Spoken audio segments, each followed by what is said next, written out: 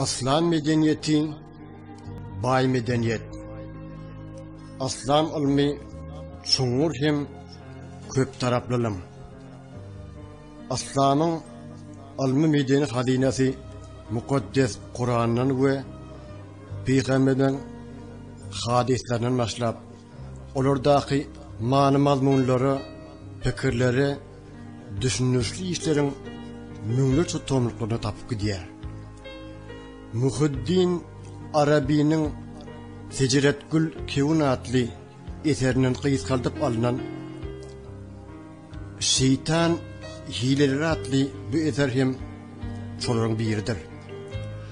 Aslında Arap diline olan bu eser sonra Türk diline, şeyle hem hazırki vakti Türkmen diline size hödürleyez. Alemlerin iyisi olan Allah Teala alkışlar olsun. Hidreti Muhammed Peygamber'e salavat ve salam olsun. Sonra da onun pek ehlisine, sahabaların ehlisine duayı salamlar olsun. Sahaba İbn Abbas hidretlerinden işitmevilen Muaz hem Cebel şeyle rivayet ediyor. Bugün Resulullah bilen bilelikte insanlardan Peygamberimiz Mekke'den Medine hicret edenine, ona yardım eden Medineli sahabalardan birinin öyüne yığınıptık. Cemaat bulup sehvede kazanışan vaktimiz dışarıdan bir ses geldi. Üyesi hem de içeridekiler, girmeye bana ruhsat verir misiniz? Benim sizden dilegim var, bir işim var. Bundan sonra hemmeler Resulullah'ın gözüne seyrettiler. Şol yerde de, beylik vaatlarda da beyik şollu. O ruhsatı şol vermeliydi. Resulullah dımışlık bozdu. Hem de, biliyor misiniz? Bu gepleyen kimdir dedi. Hemmemiz birlikte şeyle dedik. İnqu bilen Allah'dır ve Resuludur. Bundan sonra Resulullah o neyletsingen evlistir. İnsanları Allah yolundan çıkarmağa çalışan şeytandır. Ona Allah'ın neyletsinsin. Ol şeyle diyenden Hidreti Ömer derrev, ya Resulallah, bana ruhsat verin, onu öldüreyim idi. Resulallah bana ruhsat vermedi. Saklan ey Ömer, biliyor musun? Ona belli bir vakit içinde mühlet verildi. Öldürme kuduğunu taşla. Sonra şöyle dedi. Açın kapını, gelsin. Ol bir yere gelmek için emir alınır. Onun diyeceklerinin manasını anlamaya çalışın. Aytacaklarını üns verip dinleyin. Onun kapını açtılar, içerik girdi ve bize göründü. Gözleri çarşı, bir karri, saçı kösü, yeniginden 6-7 sani atın kılıyali kılsallanıyor, gözleri yukarı seyrediyor. Kellesi de pilin kellesi yali. Doğduğu gaymışın doğduğunu menzeyerdi. Sonra şeyle salam verdi. Salam sana ya Muhammed. Salam size ey Müslüman cemaati. Onun bu salam verişine Resulullah şeyle cevap verdi. Salam Allah'adır. Sonra şeyle dedi. Bir iş filan gidenini duydum. Nemedir o iş? Şeytan şeyle anlattı. Benim bu yere gelmeğimin ardımda bolmağı mecbur bilen geldim. Resulullah soradı. O nemedir? Bili mecburluk. Azat hormat iyesi. Allah'ın dergahından bana şiile dedi. Allah Teala emir ediyor. Qamgın ve zelil halla Muhammed'in yanına gidersin. Yanına varıp insan çağalarını ne edip ağlayanlarını düşünür. Onlar ne edip ağlayanlarını bilin aydarsın. Sonra ol senden neme sonrası doğru aydarsın. Sonra Allah Teala aydanların içine yeke yalan koşaysan seni kül ederin. Yere soğurup düşmanların arasında il arasıvat ederin dedi. Yaha şeyle ya Muhammed ol emirden son sana geldim. İstediğini soru. Eğer soranlarını doğru cevap vermesem düşmanların menin daşımı alıp dururlar. Meni yeni eğilecekler. Düşmanların içinde güymenip duranın biter zat yok olsa gerek. Ondan sonra Resulullah şular sorap başladı. Bari bir doğruyundan gelecek bolsan onunla sen bize cevap ver. Halk arasında en yigreneyenin kimdir? Şeytan şöyle cevap verdi. Sensin ya Muhammed. Allah'ın yaradanlarının arasında senin meter yigreneyenim yok. Yoksa senin başka kim olup bilir? Resulullah sorağın devam etti.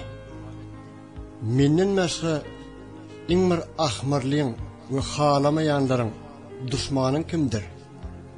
Şeytan şöyle cevap verdi. Haram ve günah işlerden kaçıyan, ödünü Allah yoluna bağışlayan yaşlı git. Bundan sonra cevap şöyle görünüşte devam etti. Şeytan cevap verdi. Sonra kim yigreniyersin? Sabırlı adamı. Şüpheli işlerden saklanan adamı. Sonra temizlik içinde yaşayan, yuvan yerlerini üçgedekten yumağı devam eden kişini. Sonra kim? Sabırlı olan bir garibi, mehteşliğini hiç kime aytmayan, halinden şikayet etmeyen adamı. Yer o garibin sabırlıdığını nereden biliyorsun?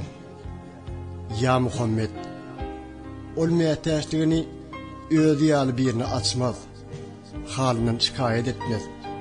Kimde kim mehteşliğini ödüyalı birini 3 gün üstüne anlatsa, Allah onu sabır edenlerin arasına salmaz. Sabırlı kişilerin işi buna benzemez.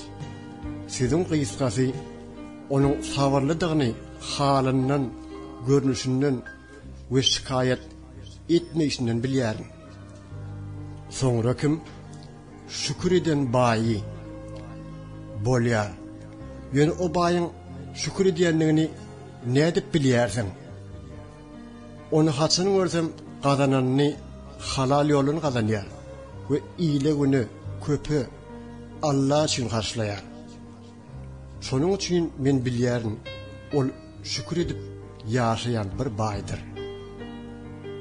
Resulullah bu kadar gürlüğünün uğrunu ütgöttü ve başka bir sual verdi. Yer bolya. Ammatım namada duranını senin halın neyil bolya? Ya Muhammed, şunu beni asıtma tutuyor, titreyerin. Neyme sebepten böyle bolyarsın? Neyletsin? Çünkü bir gün Allah için secde edeninne bir kez beygeliyer. Orada tutan vaatları nehil bolyarsın? Ol vaatlar te ağıllarını açıyan çalar, danılgı duruyarın. bolýar.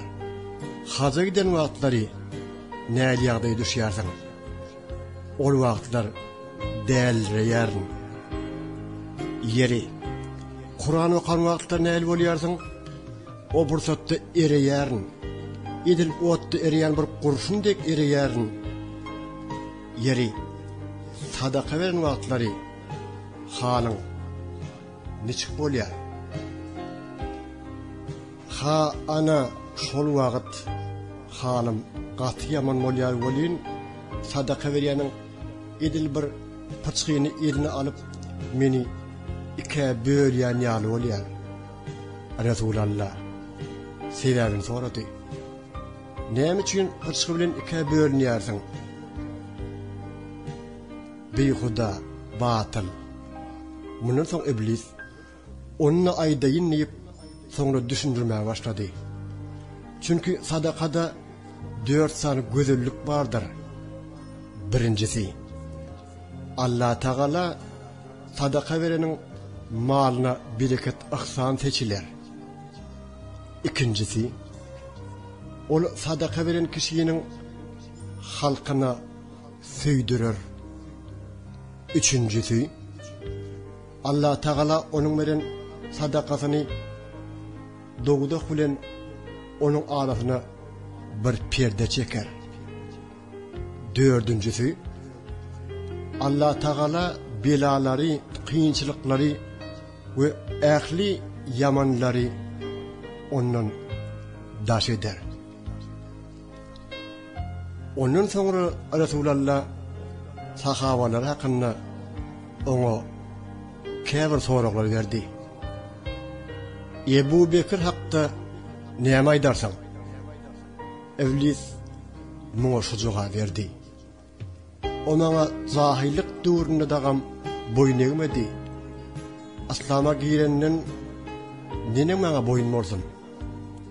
Bolýar. Yeri Omar bin Haddab barada näme aýdarsaň? Allah'dan and içýän, her birin yerimde ondan kaçtım. Yeri Osman bin Affan hakkında näme aýdyp biljek? Onun utanırın, ödem qaterbe utanırın. Barıp Rahman'ın melekleri de, perişteleri de onu utanırlar. Ol halka bir haya sahabadır. Yeri Ali bin Ebu Tabil üçün näme aýdyp bilersiň? Iblis onun için de şeýle diýdi. Waq onun elinden bir gutulsadım. Ol öz başyna galsa, men hem öz başyma galsam. Ol meni öz günüme goýsa, men onu taşlasam. Men onu goýaryn, emma ol meni öz erkime goýmaz. Resulullah sorandan ve şeytanın beren jogaplary da azkem guturundan soňra şeýle diýdi. Ummatyma bagatlylyk, hayır ihsan eden, seni belli bir wagta çenli yaramsız, ahlaksız kılan Allah Taala alkışlar bolsun.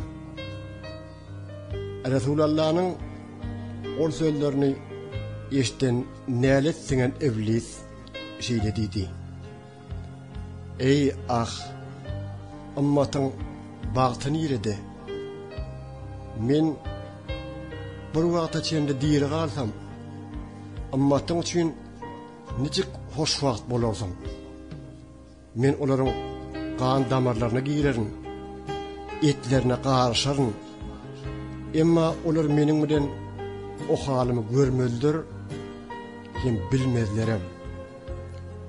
Meni yaradan ve ahiret gününe çenli maňa mehlet beren Allah'ın adından and içýän, men olaryň hemmetini aldyraryn.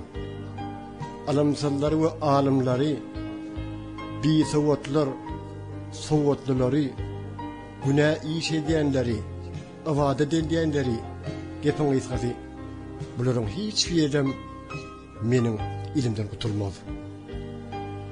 Emma Allah'ın çın gullarını bolin azar bilmerin. Mundan soň Resulullah sorady. Senin pikirinçe ahlas iyesi bolan müklis ahlas kazanmak üçin çyn ýürekden gaýrat görkedenler gullar kimlerdir? Bu sowala iblis çile jogap berdi. Ya Muhammed, käbir kişiler vardır, dirhemini, dinarını, yani altın pullarını süýür. Ol Allah üçün hiç bir ahlasa iyi değildir. Başka bir vardır, dirhemini, dinarlarını, altın pullarını süýmez. Övülmekten ve övmekten hoşlanmaz. Men bilýärin. Ol ahlas iyesdir. Derre onu taşlada kaçarın. Bir kul baylığı süýüp, kalbida dünya arzularına bağlanıp kalan vakti, ol size vasfın eden kişilerimin arasında bana imkan hormat koyanlardır. Bilmez misiniz? Mal sevgisi, baylığa kazmak, günahlar en ulustur. Evlis gurrunu devam etti. Ya Muhammed, bilmez misiniz? Menin 70 000 tane çağam var. Olaryň her birini bir ýere ýerleşdirdim. O çağalaryň her biriniň ýanyna her 70 000 tane şeytan var. Olaryň bir bölegini alimlaryň ýanyna gönderdim. Bir bölegini yaşlara yolladım. Bir bölegini şeyhlerdir, pirlere koştum. Bir bölegini qarra ayalların başına musallat ettim. Yaşlara gedek gelenne aramızda hiç yeri düşünmezlik yoktur. Ora bilen gatnaşyňyz ören gowy. Sağalara gedek gelenne ora bilenne bizinkiler estedik derçe bile gatnaşarlar. Bizinkilerin hiç böleginde ibadet edýänleriň başına derd etdim.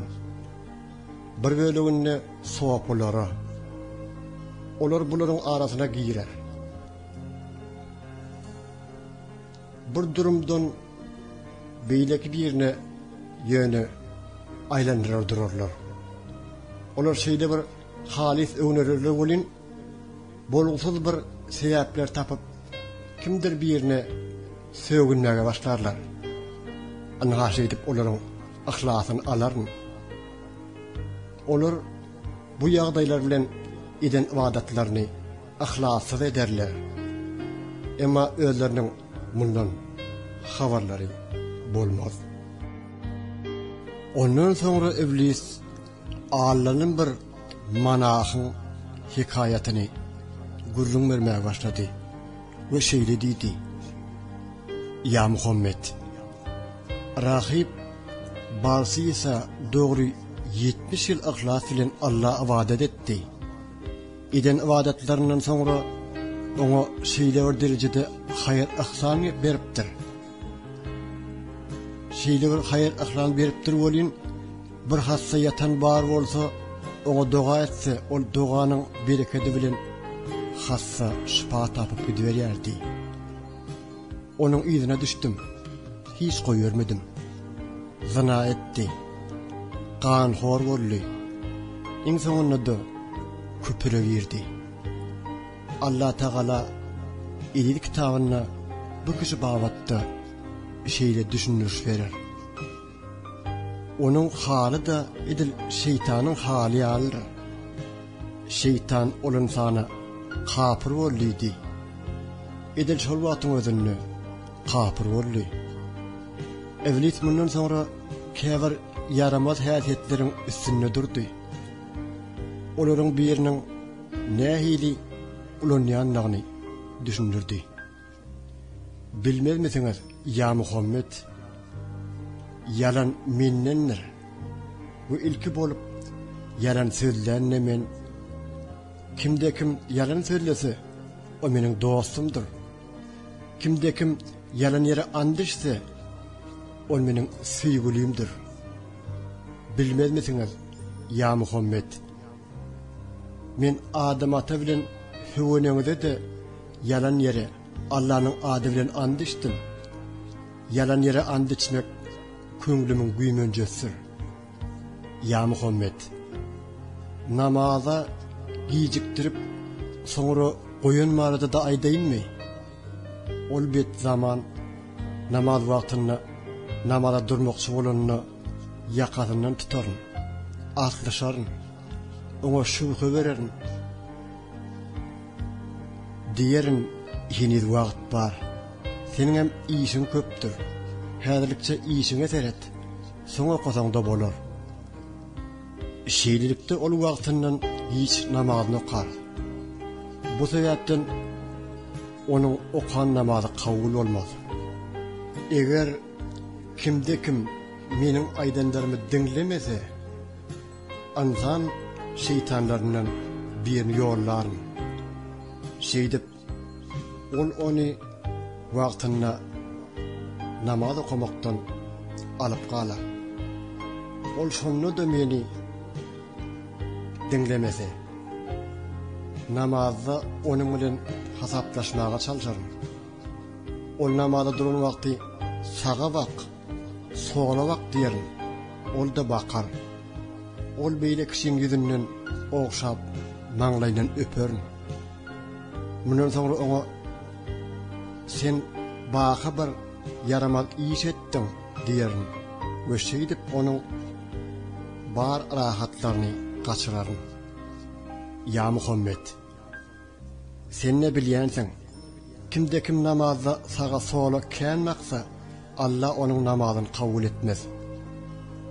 Şunu da onun asgyn düşdem, yeke başına namaz okuyan wagty ýanyna giderin we oňa çalt-çaltdan okumagyny emir ederin.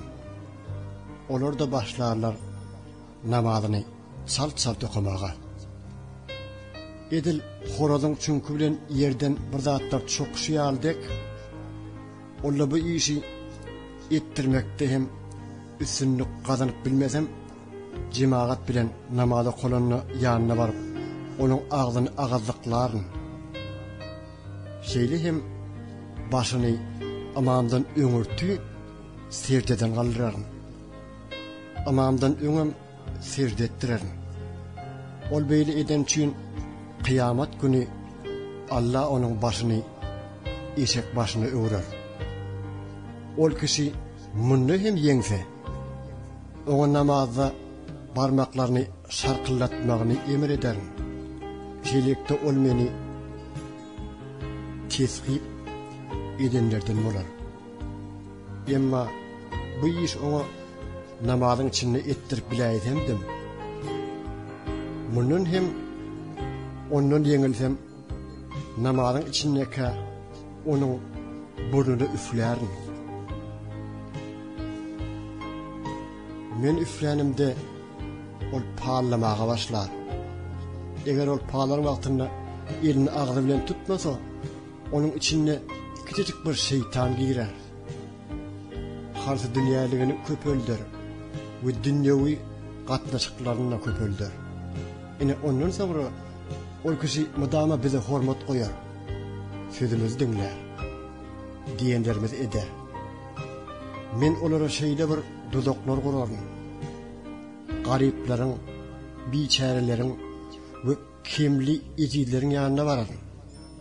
Namazlaryny taşlamaklaryny emir ederin we olara namaz üçin size hökman näl. Ol Allah'ın sağlık ihsan eden ve bolluk içilen kişilerini üçindir diyerin. Sonra hastaların yanına giderin. Namaz okumak taşla diyerin. Çünkü Allah Teala hastalara zorluk yok diye aytti. Sağalan vaktleri köpürek okarsın diyerin. Şeylikte ol namazını taşlar. Hatta dininden hem çıkar.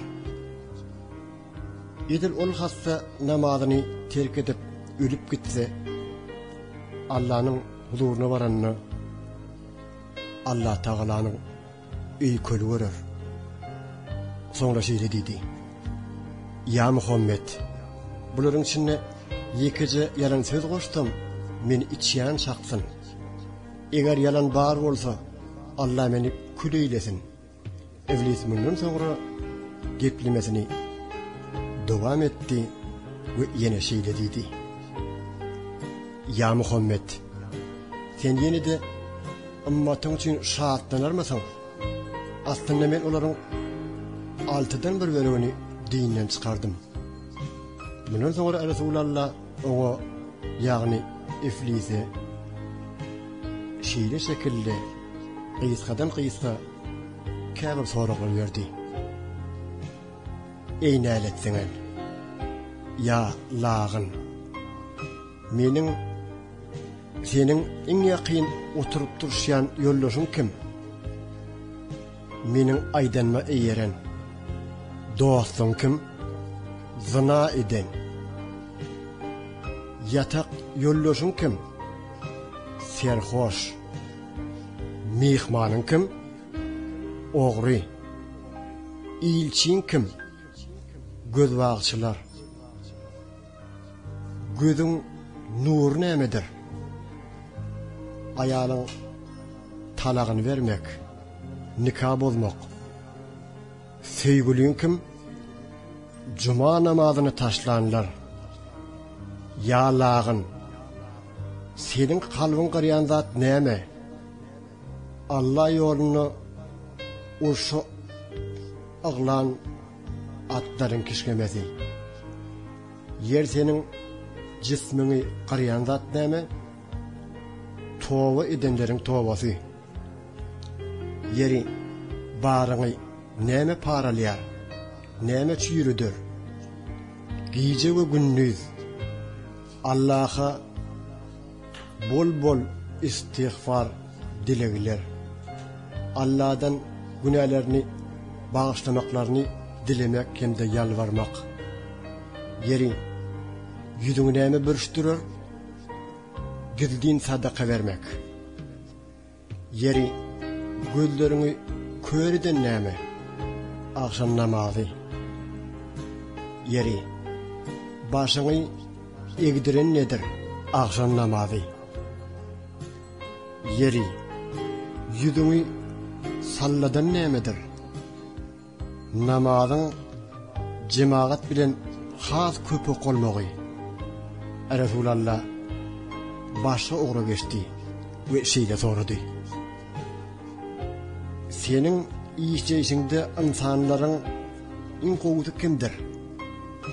Namazyny bilgeçliğin taşlanlar. Olara şeytan gaty heselle kakar. Yeri senin pikirinçe iň garakçy kim? Husyitler, kasaklar. Yeri meniň bilen işiňden näme alyp galýar? Ulama meclisleri, alimlerin yığınaklary, ondan başga meniň iýmitimi nädip iýersiň? Şepelmiň barmaklaryny uju bilen. Yeri ajal ýerligi ewütdi wagty we töweregi ot ýalyny gurşap alan wagty çağalaryňy nirede gidleýärsiň? İnsanlaryň uzun dırnaklarynyň arasynda.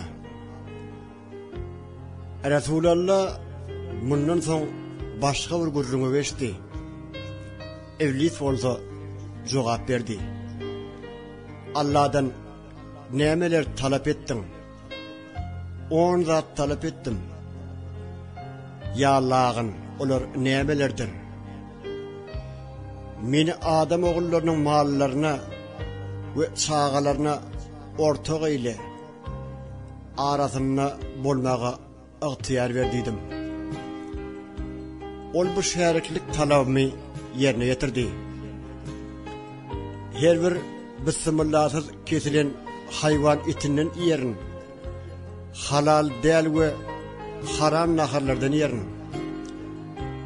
şeytanın kaçıp Allah'a sığınmayanların malının, baylığının arasında olurun. Cınsı katlaşık vaktinde şeytanın kaçıp Allah'a sığınmayanlar bilen birlikte benim onların ayalı bilen bolorun. Ve bile bolmağımdan dünya inen çağılır da bize kulluk eder.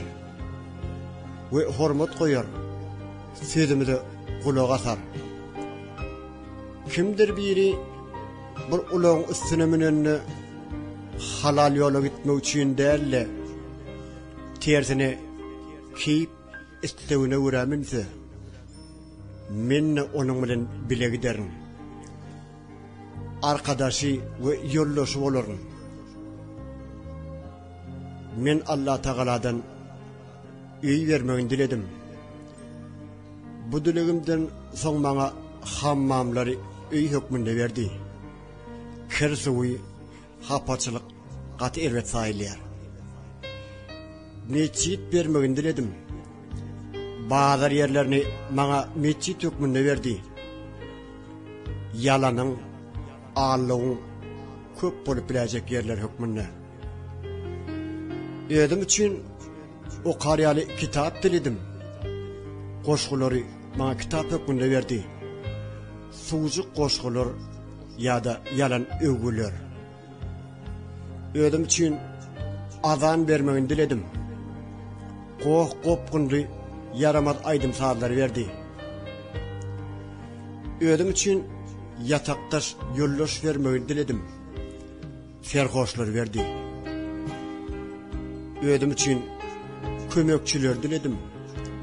Bunun için hak yolundan çıkan bana mendeş, bana münasipleri verdi. Bana kardeşleri vermeyi diledim. Baylığını biderek geri esri ve diyenleri, şeylehim günah işlerin yolunu, pullarını harçlayanları verdi. Arasında Resulullah şeyle dedi. Eğer aydiyanlarını Allah'ın kitabına ayetler bilen subut etmeseydin, senin aydanlarını tasdik etmezdim. Ya Muhammed, men Allah'dan şunu diledim. İnsan oğlunu men göreyin, ama onlar beni görmesinler. Bu dileğimde yerine getirdi. Men insan oğullarının kan damarlarını bana eda etmeğini diledim. Ol diyenimde bolli. Şeylilikte men kanlarla akıp giderin, giderin. Ödümüm nehil istesem ehli isteyenlerim verdi. Himmesi sana verildi dedi. Minne bu halıma buysan yarın. Sonra şunu da koşayım. Menin bilen bilek edenler senin bilen bilek edenlerden kârnir. Kıyamata çenli insan oğullarının ağramlı bölüğü menin bilen bile olurlar. Bundan sonra İblis şeyle anlattı. Menin bir oğlum vardır. Adi, atemidir. Birbirine yatsı namazını kılmazdan yatsa yanına gider. Onun kulağına çavuş şakar, okutmayacak olur. Eğer böyle bolmasaydı, onu insanlar namazlarını okumazdan yatmazdılar. Benim yine bir oğlum var. Onun adı mütekadıdır. Bunun vazifesi edilen gidleyen amalları eşkar etmeye çalışmaktır. Eden her bir yaxşılığını, yaxşı iyisini yansap görmek koğurulmayan. Misal için bir kul gidleyen ibadet edeyse, bu edenlerini gidlemeye çalıştı. Mütekadı onu dörtör. En sonunda onun gizlin işlerini aşkar eder. Şeylilikte Allah Teala şol kişinin eden işinin 100 sogabının 99'sunu yok eder. Bir galar. Çünkü bir kulun eden gizlin bir amal için doğru 100 sogab berler. Menin yine bir oğlum vardır. Onun adı Kunayıl'dır. Bunun işi insanların gözlerini sürmelemektir. Öyle de yürüteşeydir. Alimlerin meclisinde imam hutba okan vaktinde ol sürme onların gözlerini sürüldü mü bolanı. Onlar uğuklamağa başlarlar. Ulamaların sözlerini işitmezler. Şeylikte hiç şeyli hayır sogap almazlar. Bundan sonra iblis şeylediydi. Haysi ayal bolsa bolsun, onun kalan turun yerine şeytan oturur. Her bir ayalın kucağında hükman bir şeytan vardır. Ve onu seyredenlere gödürüp görküdür. Sonra ol ayala kâbet emirler verir. Misal için elini, kolunu yalangachla görközler. Ol hem bu emri yerine getirir. Elini, kolunu açar, görközür. Bundan sonra ayalın haya perdesini tırnaklarla yırtar. İblis bundan sonra Resulullah öz yağdaylarını anlatmaya başladı. Ya Muhammed, bir kişini ağırgınlığa sürüklemek bilen menin elimde mümkünçülük yoktur. Men dine dövür vererim ve bir zadi gözür kodarım.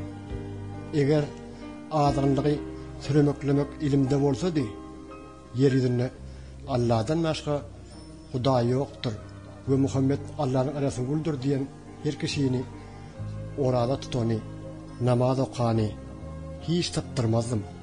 Hemmesini yoldan çıkarırdım. Bari bir senin elinde de insanları alakada hak yoluna salaymağa gücün yoktur. Kendine Allah'ın Resulüsün.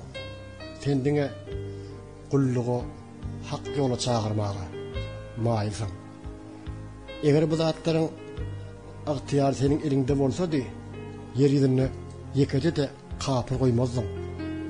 Sen Allah'ın halklar arasındaki yer götürücüsü, subut edicisin. Minne ölüler için ozorlan dürlü elbet işler etmeye yazılanlara bir sebeptir. Temil bulun bir kişi barıp ka yine ene karnındaki temizdir. Elbet bulun kişilerde ene karnındaki elbettir. Bağıtlılığa kılanına Allah'dır. Bet bağıtlılığa kılanına Allah. Bundan sonra Resulullah İblise şeyle dedi. Ya Eba Mürrü, yoksan da senin bir tövbe edip Allah'a dönmeğin mümkün değil midir? Cennete girmene kefil geçersin. Söz veriyorsun. Bundan sonra İblis şeyle dedi. Ya Resulallah, bolan zatlar ve verilen hüküm layıktır. Kararı yazan kalamda uğradı. Kıyamata çendi bolcak işler bolcaktır. Seni peygamberlerin en hormatlısı kılan cennet ehlisinin vagatçısı eylen ve seni halk içinde sayılan halkın arasında nusfu eden meni de yolun çıkanlara baş kılan ve cehennem ehlisinin vagatçısı eylen Allah'dır. Olu bütün noksanlıklardan, yetmezliklerden azattır. İblis sözünü şeyle tamamladı. Ine bu aydanlarım sana en son sözümdür. Öyle hem ähli aydanlarımı doğru aytdım. Odalqı, ahirqi, ayan, sırlı elemlerin iyeti bolan edil Allah'a alkışlar bolsun. Ummata haber getiren Muhammed Peygamber'e Allah rahmet eylesin. Onun bütün tuğranakları sahabalarına amin. Namaz dinin sütündür. Kıyamet günü hasap zayınına oğul namazdan sorulacak. Eğer namazın hasabı doğru ve dürüst olsa, kalan amalların hasabı yengil ve ansat olacaktır. Her kim 5 vakit namazını mescitte cemaat bilen okusa, Allah Teala ol kişi 5 yıl yaşlılık eder. Durmuş yaşayışından kıyınçılıklar ayırır. Kabir azabından halat eder. Namaları, amalları yazılan kitabı sağ tarafından verilir. Sırattan yıllar miyal geçer. Hiç de sorulman günü cennete girdiler. Her kim 5 vakit namazın öğününü okusa, mescide barmasa, mesciddeki cemaate bir pervay karasa, Allah Teala ol kişi 12 sani yamanlık yetiştirer. Üçüsü şu dünyada, üçüsü ölecek vakti, üçüsü kabirde, üçüsü kıyamet günü yetişer. Birinci üçlük. Keşfinden, arzkından bereket götürürler. Başka eden yaxşı amallar kabul olmaz. Yüzünden yaxşılık ve hayrın nuru içer. Adamların kalbine onu yigrençtirer. İkinci üçlük. Cani muşakkatlıq bilen çıkar. Canlarını katı susap götürür. Can alıcı uzağa çeker. Yani can verilmen köp horlanır. Üçüncü üçlük. Münkür nekirin sorağı katı olur. Kavrın işi karankı olur. Kavr ol kişini kasar, kavri katı dar olur. Dördüncü üçlük. Mahşer günü hasabı katı ağır olur. Allah Teala onu gazap eder. Doğuzakta ulu azaplara sele var olur. Her kim Allah için 5 vakit namazını 40 gün cemaatli okusa, ol kişi 2 tane ulu beladan kurtulur. Doğuzak odundan ve münafıklıktan, yani ikiyüzlülükten. İbni Abbas'tan bir adam sorudu. Anha bir adam var. Gecelerine namaz okuyar. Gündüzlerini orada tutuyor. Cuma namazına baran ok. 5 vakit namazını hem mescitlerde cemaat bilen okan ok. O adam öldü. Onun yağdayı nehir olur. İbni Abbas aytti. Ol kişi doğudadır. Sonra yine de bir aydan soradı. Yine de İbni Abbas aytti. ol doğduğudur. Hidreti alaydan elbette adamlara şeyle bir zaman gelir. İslam'dan zat kalmazsa dine adı kalar. Kur'an'ın hem zat kalmazsa dine hatı kalar. Mescitlerde hem şeyle bir oğudun bedelenir. Yönü doğruluktan, hakikattan zat yoktur. Haraptır. Şol vaktin ulaması hem fitneçi ve şiirçidir. Muhammed Peygamberimiz aydan bir adam uğursuz, sebepsiz bir cuma namazını terk etse, kalbinin 3'ten 1 bölü karalar. 2 cuma namazını terk etse, yüreğinin 2 bölü karalar. Eğer 3 cumanı iyiliğine terk etse, kalbinin hemmeti karalar.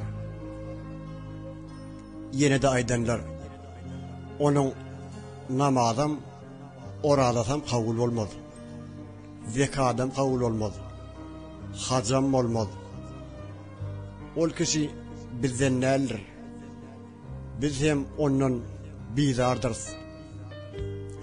Cumani 3 kere seyahatsiz terk eden adam, isle Yehudi olsun, isle ot paraz, isle Nasrani, isle but paraz, yönü ol bizden neler? Meğer tövbe etse, sonra hem oylansa, deli hem ölüyençe sebepsiz cuman terk etmese, onu Allah Teala onun tövbesini kabul edip günahını bağışlar. Hazreti Ali Peygamberimizin yadan taravih namazının faziletleri hakkında bir uzun hadis aydar. Bir gece taravih okuyanlar yeniden yanı bolun yali günahdan peklenirler. 2 gece okuyanlar Allah Teala ate inesini mağfiret kılar. Eğer Müslüman olup ötün olsalar. 3 gece taravih okuyanlara bir perişte bilet vazirin aydar. Amallarınızı hadis Allah için kılın. Allah Teala sizin önkü eden ehli günahlarınızı geçirdi. 4 gece taravih okuyanlar Tevrat, İncil, Zebur ve Kur'an hatmeden sokakları verirler. 5 gece taravih okusalar Allah Teala onları Kabe mescidine Medine'deki Peygamberimiz salan Aksa diyen mescidinden namaz okuyandık sokak verir. 6 gece taravih okuyanlara Beytul Ma'muni tavaf eden yali sokak verirler. Hem de dağdaşlar onun için ağıtıvar günahını geçmeye aydarlar. 7 gece taravih okuyanlar göya Peygamberimize kömekçi bulundurun sokağa verirler.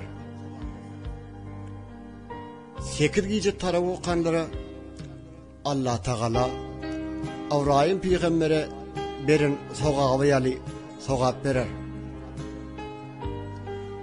9. gece taravih okusalar Peygamberimizin Allah Teala vaat eden sokağa verirler.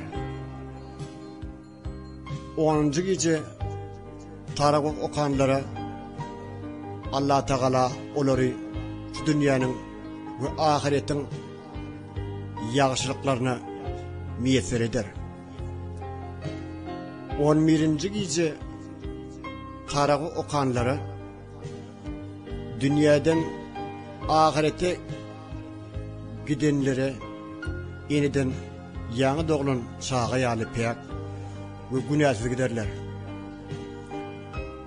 12. gece tarağı okanlar kıyamet mahşer günü yüzleri 14. gece ay yalı yaktı olur.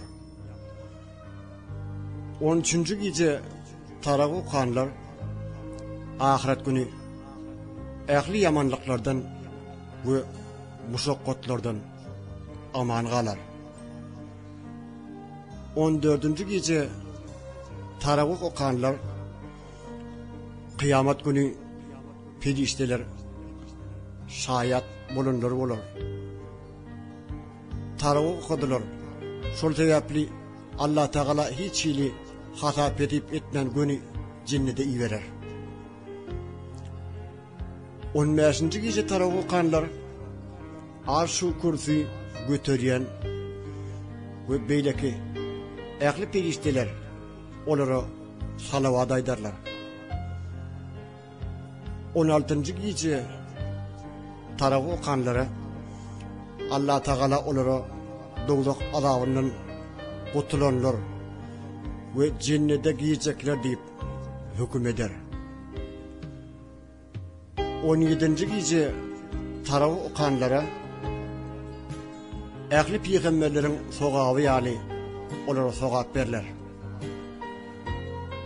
18. gece taravih okanlara bir perişte bilent uvadilin aydar.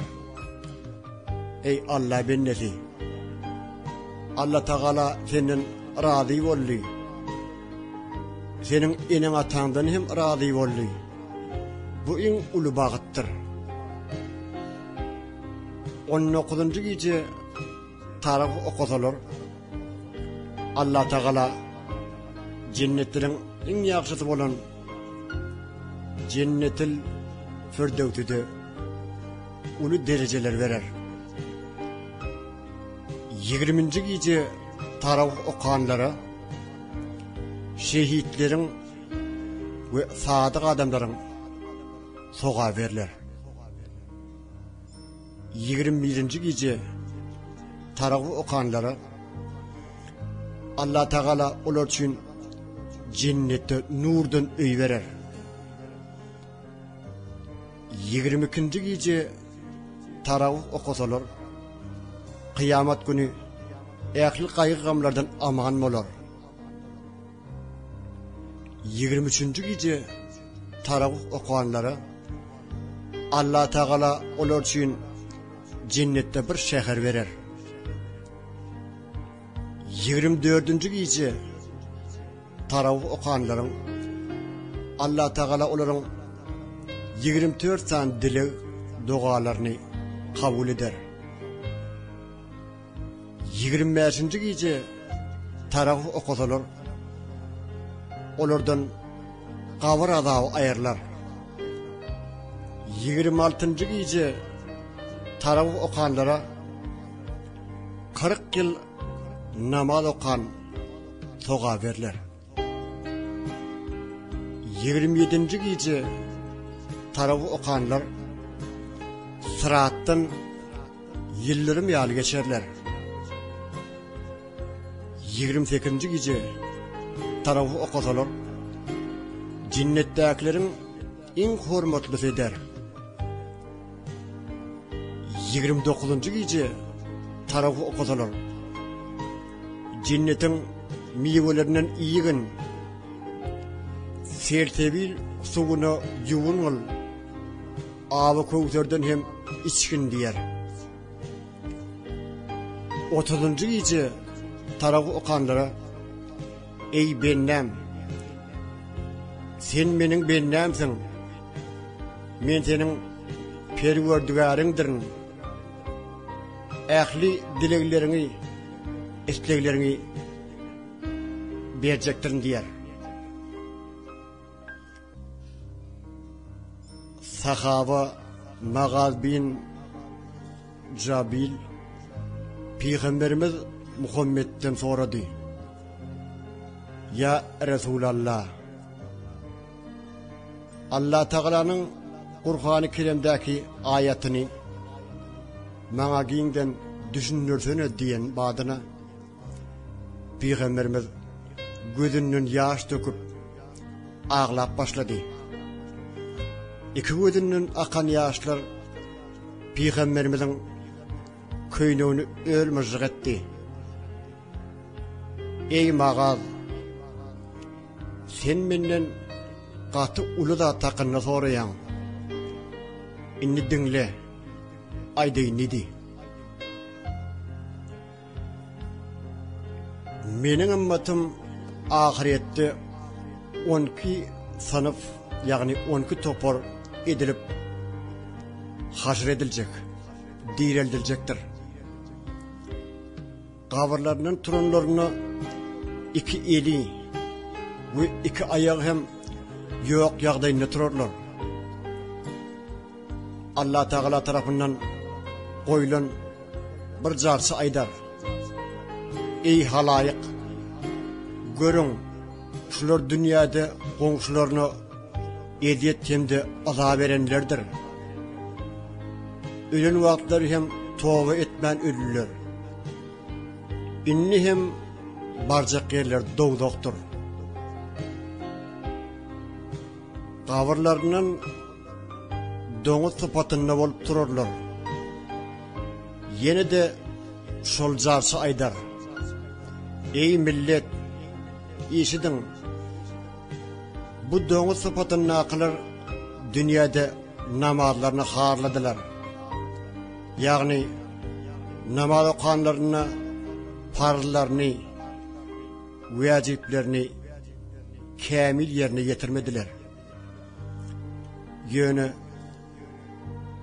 eğilip kalıp vaktini boş geçirmeden bolya da deyip okudular.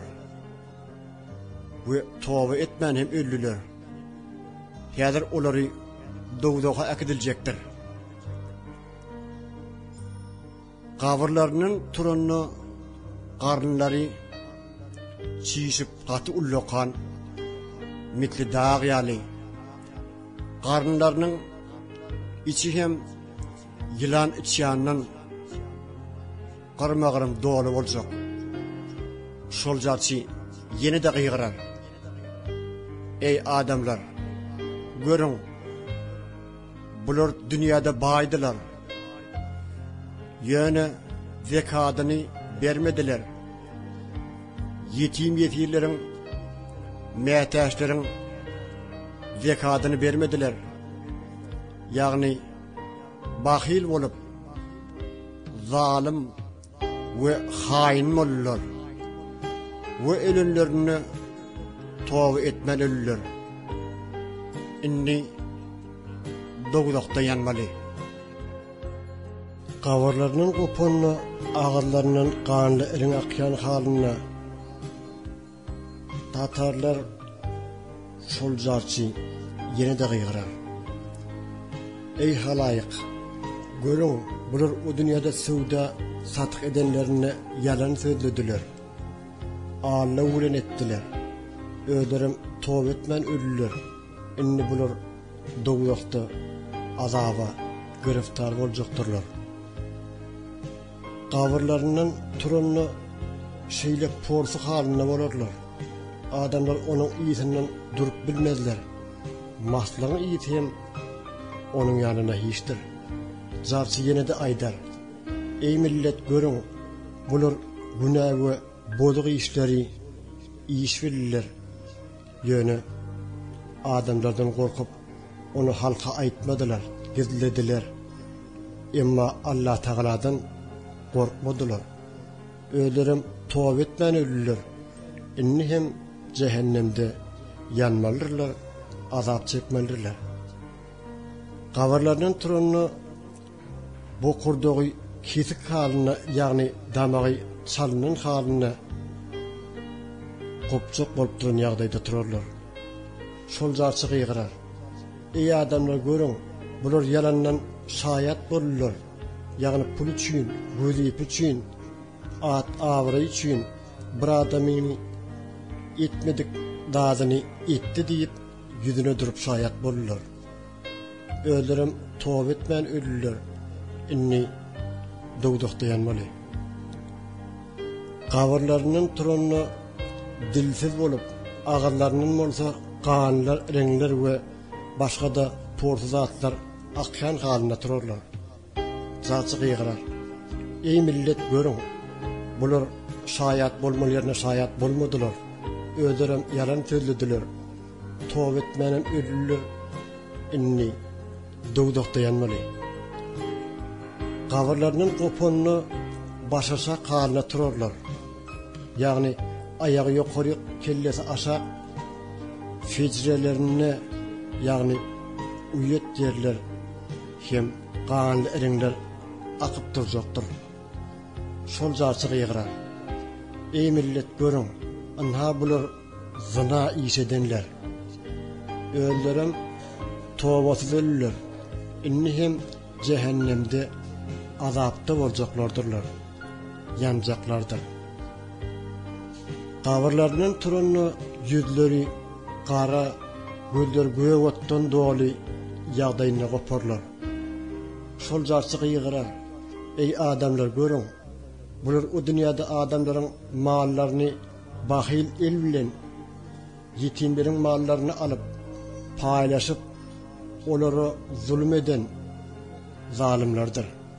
Öldürüm tövbe etmeyen ölürler. İnni bular cehennemin teyine iyi verilecektir. Eğer de kavurlarının turun vakti pis açan heyvere keserlik halini kopar. Yine de zarsı kıyıqırar. Ey millet, görün, bu İsrailenler yine atasını kaydenler. Onları ediyet verenlerdir. Ölümlerini hem tövbe etmeyen ölündürler. İnni hem cehennemde ulu azaplara sezevar olurlar. Kavurlardan turunu iki gözü kör, dişleri hem üküdün şahiyali, doğduklar hem kükrüğün içinde sallanıp yatan, dilleri karnına, göbeğin içinde uzalıp giden bir ilginç bit nişan olup duracaklar. Şol zarsı kıyıqırar. Ey adamlar, görün, bular arak şirap için İsrailenlerdir. Öldürüm tövbe etmeyen ölündürler. İnni cehennemin ilginç azabına duş olacaktırlar. Kavurlarının turunu yüzleri 14 gecenin ayı alıp olup dururlar. Sırat köprüsünden yıldırım olup geçerler. Şol Allah Teala tarafından kıyıqıryan zarsı, ey halayık, görün bular, o dünyada 5 vakit namazını ahlas bilen, kamil veren, beca ettiler, beylik parlarını eda ettiler, ehli amal salihlerini yerine getirdiler, haramdan ve günahdan daş durdular, ödürüm tövbe edildiler, inni barcak mekanları cennettir.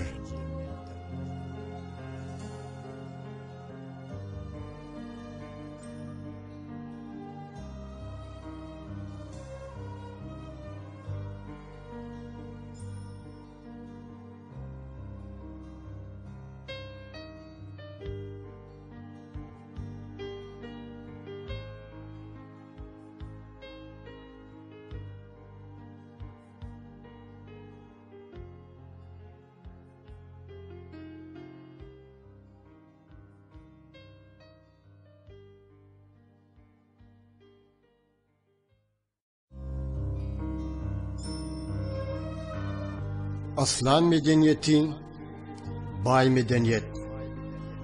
Aslan ilmi çoğur hem köp taraplılım. Aslanın ilmi medeniyet hadinesi mukaddes Kur'an'dan ve Peygamber'den hadislerinden başlap olardaki many mazmunlary, pikirleri, düşünürlü işlerin müňleçe tomluklarına tapıp gidýär. Muhiddin Arabi'nin Seciretgül Kevun adlı eserinden kıyıskaldıp alınan Şeytan Hileleri adlı bu eser hem şoların biridir. Aslında Arap diline olan bu eser sonra Türk diline, şeyle hem häzirki wagtda Türkmen diline size hödürleyes. Alemlerin iyesi olan Allah Teala alkışlar bolsun. Hidreti Muhammed Peygamberi salavat ve salam olsun. Sonra da onun pek ehlisine, sahabaların ehlisine duay salamlar olsun. Sahaba İbn Abbas hizretlerinden işitmevilen Muazhim Cebel şeyle rivayet ediyor. Bir gün Resulullah bilen bilelikte insanlardan Peygamberimiz Mekke'den Medine hicret edenine, ona yardım eden Medineli sahabalardan birinin öyüne yığınıptık. Cemaat bolup sehvede qazaşan vaqtımız daşardan bir ses geldi. Eyyesi hem de içeridekiler, girmege bana ruhsat verir misiniz? Menin sizden dilegim var, bir işim var. Bundan soň hemmeler Resulullah'ın gözüne seyrettiler. Şol yerde de, beylek wagtlarda da beyik şolly. O ruhsatı şol vermeldi. Resulullah dımışlık bozdy. Hem de, bilýär misiniz? Bu gepleyen kimdir dedi. Hemmemiz birlikte şeýle diýdik. İň gowy bilýän Allah'dır ve Resuludur. Mundan soň Resulullah o näletsiňen evlisdir. İnsanları Allah ýolundan çykarmaga çalışýan şeytandır. Ona Allah'nyň näletsiňsin. Ol şeýle diýenden Hizreti Ömer derrew, ya Resulullah, bana ruhsat berin, onu öldüreyim idi.